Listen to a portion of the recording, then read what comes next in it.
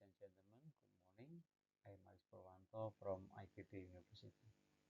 I would like to share my research project with the title Portable Near-Infrared Spectroscopy for Rapid Prediction of Milk Adulteration. I did the research project with my colleague Dr. Slamet Widodo and my student Irma Kurniasari. I will start my presentation with introduction. Milk adulteration is a common phenomenon in many countries.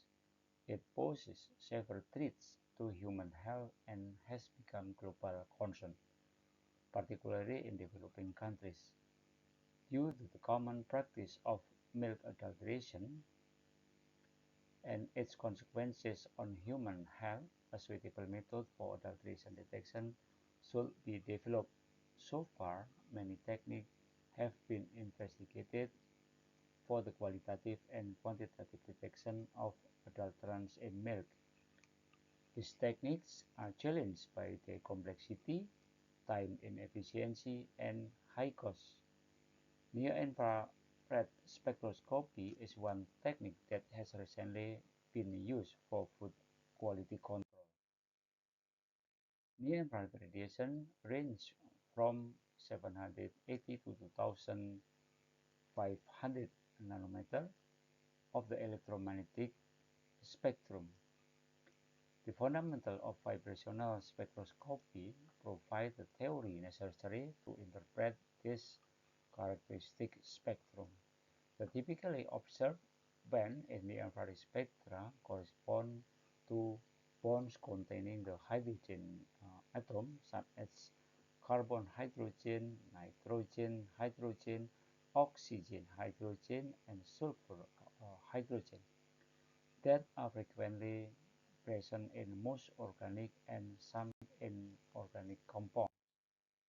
Recently, considerable attention has been given to the portability of spectroscopic devices and the use of portable instruments for in-field measurement offer interesting possibilities by allowing direct measurement of important parameters. So, the objective of this study was to examine the feasibility of portable near-infrared spectrometer to identify milk adulteration by the addition of tap water, coconut milk, and urea solution. Next, we discuss about the material and method. Pure cow milk samples were collected from a dairy farm near the IBB University. For the classification purpose, 75 samples were adulterated with water, coconut milk, with the soluble salt content of 3.5 degree brick and urea solution 1.2% at different levels from 4 to 100%. All the samples were used together and divided into two sets for chemometric analysis, including a training set, two-thirds of the sample, and a test set for validation, one-third of the sample. For the portable near-infrared spectroscopic analysis, all samples were scanned using portable near-infrared spectroscopy, and three replicate spectra were acquired from each sample. The replicates were averaged for the analysis in the following chemometric analysis. The step of the spectra acquisition is shown in this figure. For the statistical analysis, we use multivariate analysis to develop qualitative and quantitative model with near-infrared datasets.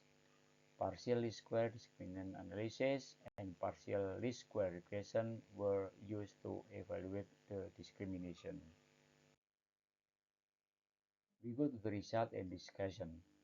Figure 1 shows the normalization of 4 mean near-infrared spectra in 740 to 1050 nanometer for pure milk and water, coconut milk, and urea solution. It can be seen in Figure 1, the near-infrared spectra adulterant solution and pure milk have different separated patterns. This phenomenon indicated that adulterated milk and pure milk can be classified. For the classification, the principal component analysis of BCA performed on the whole data showed differences among the adulterated milk sample as shown in figure 2.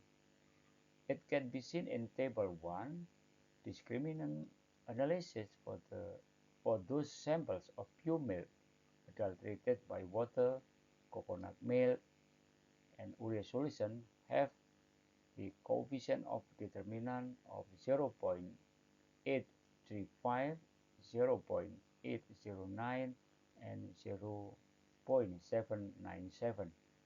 This study, we demonstrated that the PLS discriminant analysis model reliably separated the target class, that is pure milk sample from adulterated milk sample.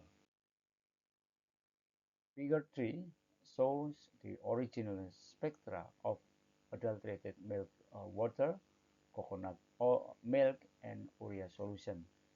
The distribution spectra from each figure indicated the different level of adulterant.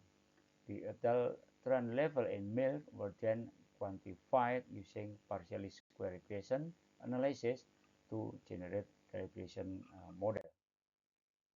It can be seen in table 2.